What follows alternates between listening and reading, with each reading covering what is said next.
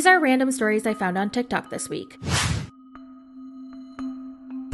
A 19-year-old girl from Iowa named Madison Russo was sharing her medical journey on TikTok. Her story is absolutely tragic. She was suffering from leukemia, pancreatic cancer, and she had a tumor the size of a football around her spine. I mean, this poor girl, only 19 years old, and she's dealing with all these awful diseases. And on February 10th of 2022, quite possibly the worst day of my life occurred.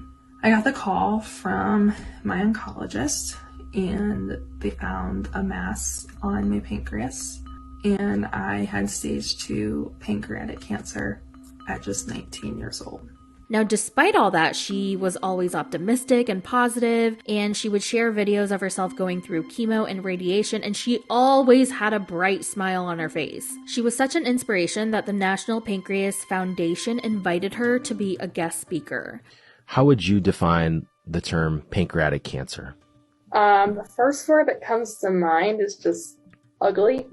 You know, it's an ugly disease. It's nasty. It's very just aggressive, and, you know, it wants to just kill everything. But at the same time, I think I would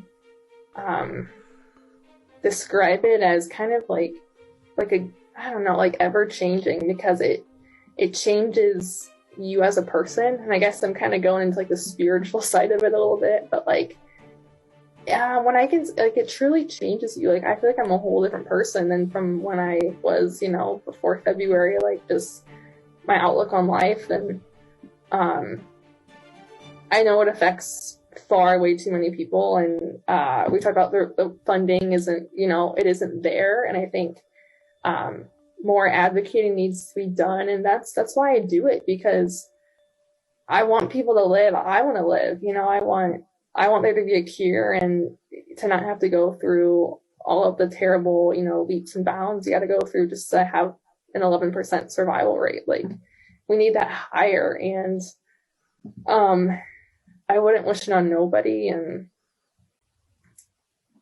yeah, it was kind of I was all over the place with that question, but you know, there's so many different things about it that just flat out sucks. But there's also some pretty beautiful things about it, I think, that I've been able to experience just at 19. So. Well, she was arrested not too long ago for faking a cancer diagnosis and collecting over $30,000 in donations. Now, how did she get caught? People with medical backgrounds came forward and pointed out the discrepancies in her photos and her videos from her social media. They were like, those tubes look kind of funny, and the placement of that port looks kind of sus. Her medical records were subpoenaed, and they showed that she has never been diagnosed or treated for anything cancer or tumor related. And when they searched her home, they found a bag with medical supplies, an IV pump with a feeding tube filled with cotton balls, 2 boxes of transparent dressing, a wig, and prescription pills that were not prescribed to her. A popular streamer who goes by Atriarch accidentally showed his open browser window on a Twitch stream. One of the open tabs showed a paid access deepfake corn site displaying AI-generated spicy images of 2 other female streamers. Both of these women have stated that they did not consent to appearing in deepfake corn. After receiving a lot of backlash for paying to view non-consensual corn of his friends and colleagues, Atriarch apologized on a stream with his wife in the background. I've been reading so much fucking AI stuff and fucking deepfake music, deepfake art and everything. And I'm in these fucking Discords, and I just feel so embarrassing to me.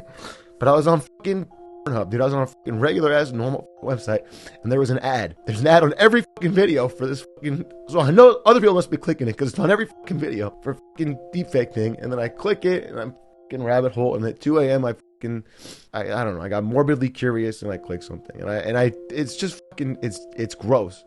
It's gross, and I'm sorry. I really am. I really fucking am. One of his female streamer friends posted a video addressing this whole thing because she herself is a victim of this. After everything with Atriarch went down, the owner and the creator of this disgusting website shut it down and issued a public apology. This controversy has also led dozens of other content creators to find out that they were also featured on this deep fake porn site without their knowledge. There's a mommy vlogger on TikTok from Australia, and her videos featuring her husband have been going viral because he resembles the infamous Big Ed. Okay, so everyone on TikTok has said you look like this guy. I definitely see it. I can get fucked. Babe, you look like... Oh my god, you do. I mean, this poor man, I don't think he's loving the fact that the whole world thinks he looks like Big Ed and is comparing him to Big Ed, but he's definitely taking it like a champ. That's how you know he's confident, and we love a confident king. But I have to admit, I also love how his wife is totally leaning into this and just like roasting him. The comment section is absolutely hilarious. Big Ed knows how to clean up well. Big Ed's younger brother? Big Ed looks so good here. If it makes him feel better, he's like the Prada version. You know what? I love when people can take a joke, laugh at themselves, and not take things too seriously. Smile, Big Ed. Smile, Big Ed. Well, that's it for the random stories I found on TikTok this week. If you'd like to see more of these, let me know in the comments.